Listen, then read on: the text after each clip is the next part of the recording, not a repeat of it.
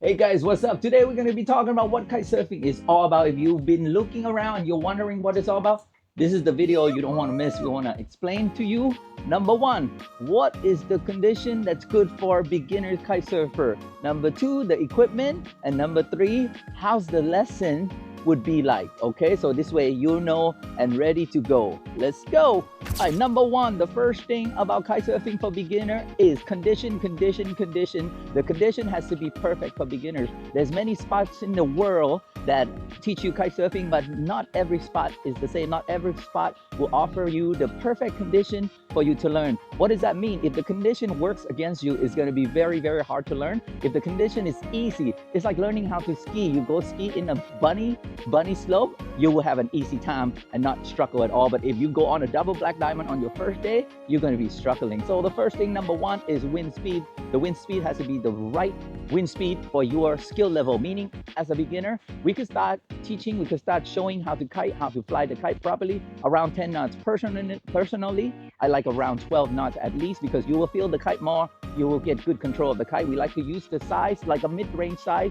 The kite go by square meters. So we go with a 12 square meters, all the way up to 14, all the way up to 16. It's all about physics. Depends on how strong the wind is, how much your body weight is, and we're going to use the proper kite for you. So if you're a small person, we use a smaller kite. If you're a heavier dude, we have to use a bigger one. So number two is shallow walkable area for you to learn. It's very easy. If something go wrong or anything at all, if you could stand on your own feet. If you could stand on your own feet, it's very easy. You drop the kite in the water, just use your body weight to counterweight with the kite and get the kite back up in the air. If you lose your board, just walk back, grab the board. It will be easy for you to progress, and also dealing with all the situation. Mentally, you'll feel safe, and you know you're safe in shallow walkable water.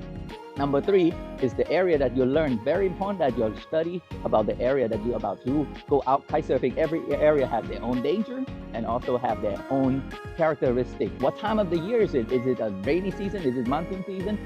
Thermic wind or winter wind, cold wind is much more dense than the warm wind. However, when there's rain coming in, the density of the air will be completely different because of the humidity. So you need to be a little bit of a weatherman when you go kite surfing also. So that's number three, understand your area. We have 400 meters right here before the drop off. This is the bay. So as a beginner kiteboarder, you want to go someplace where it's shallow. When it's shallow, it's flat water. When you go to deep water and open sea, you're going to have a lot of waves, and that's really hard to deal with. When it comes to, you have to worry about the kite, you have to worry about yourself. You don't know what you're doing yet, so you don't want the condition to work against you. So that's cover up our condition, the number one. So number two, what do you need to be able to do kite surfing? We have the kite. The kite is, we're gonna pump air into the air. There's two types of kite. There's foil kite. Foil kite has two layers, holes in the front, air go in, you inflate the kite. That's not what we're gonna use. We're gonna use these leading edge kite, the two kite, we pump air in there, it inflated. Most of the kite school or rentals in the world center, they will use these kind of type of kite. That's why we don't teach with the foil kite, because it's useless. Because when you go someplace, you go to Egypt or something, very small amount of places will rent out a foil kite. Very, very important that you understand this. The tube kite is the leading for everything. So we have a kite, every kite is different. Just understand they perform differently. There's beginner kite, so high performance kite. And then we have the control bar. The control bar is usually color coded. We have red over here, we have blue over here. It depends on the brand, so it doesn't matter which color it is. Most of the time it changes all the time, depends on the brand. But we use ozone here, so it's use red and blue. So very important that you study all the system, how it works. This is like driving a car. You need to know where the gear, where the signal, where the windshield wiper, how to turn it on and everything. This is it right here. This is how we control the kite. And we have 4 lines. These 4 lines will be attached to the kite. All these lines is designed to handle over 300 kilos. So this is one of the most dangerous thing in kite surfing. You do not want to be wrapping anything of your body parts around it. If the kite power up, this could rub against your skin. So very important. And the control system, you have to make sure it's well maintained and very in good condition, because if something go wrong with this, is malfunction, your kite will go flying. So the next thing is the board. Kite surf came from surfer, a whole bunch of surfer in the old days before kite surfing was born. They did not have waves, so they want to use their surfboard, but they need something to power themselves up. So they use a kite with a surfboard. That's how the term kite surf came in handy. When this board became more and more popular, they start developing a twin-tip board. Twin-tip board, what does that mean is you could go on both ways, meaning you don't have to spin the board around. You could go left and you could go right. All you have to do is turn your body. You don't have to turn the board. So the board usually involved with, we have the binding, we have the handle, we have the fins. The fins will dig into the water and direct you. So it's not like you could turn like crazy turn, but you definitely could change the direction a little bit. So this is a very big board. It's for beginners. Once you get better and better, you use a smaller board. So once you become, let's say the wind is lighter, you use a bigger board, and when the wind gets stronger, we use a smaller board. And when you become better, you want to do crazy jumps and tricks, the smaller board will help you a lot more than the big board. The big board will be great for light wind day. The next equipment we need, which is very, very important, this is like the saddle on the horse. If it's not comfortable, it's gonna hurt you. If it's not properly holding you, you are in danger. We have two different types of harness.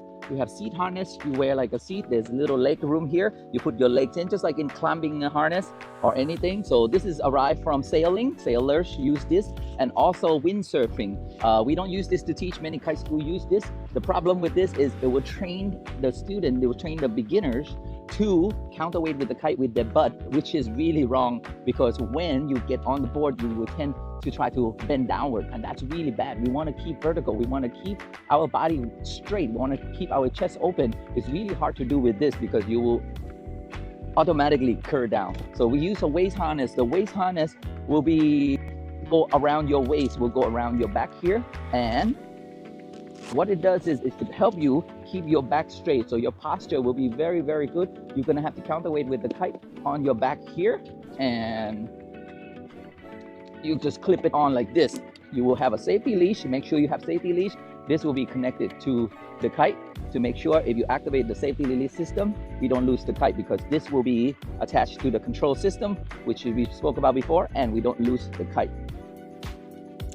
Another one very important piece of equipment is the pump. If you're using the leading edge or the through kite, you're gonna need a pump. This is a double directional pump, meaning when you pull it out, up, it's still pumping, or you could pull it down. This one even have a switcher, which you could have one direction or two directions. So very, very important piece of equipment. In our spot, we are very lazy. We use air compressor.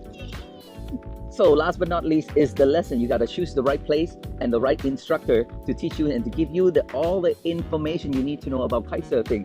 The way we usually do it is we break into 3 lessons for the beginner full course lesson. The first lesson is all about learning how to stop before you go. Same thing when you learn how to drive a car, right? You need to know where the brake is before you even start moving. This is super duper important. And then the second lesson, what we do is we learn how to move the kite. When you move the kite, you harvest the power of the wind. This is super important because you need to learn how to create the power, keep the power in the kite, also kill the power of the kite. Usually by this first and second lesson, we learn how to do self-rescue also. What does that mean? Is in case of emergency, what do you have to do? Learn how to activate the safety system, how to retrieve all your equipment and come back safely onto shore. And third lesson is very important. This is when you have to be in full attention. Also, you're gonna have to put everything that you learn and you have to put it together.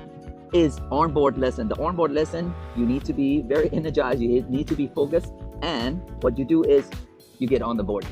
So very, very important onboard lesson. We use radio, we use communication properly. You're gonna need to tweak most of the time human basic reaction on the onboard. You're gonna do something wrong because the fear is gonna start coming in. What if I go too fast? What if I go too far? So very important. All these other skills that you learn on the first 2 lessons gonna come in handy, and we're gonna put them all together. So very simple, very easy. We'll break it down into little steps at a time, and we put it together and then get you kiting in no time. So if you're ready, sign up and sign in, and let's go fly.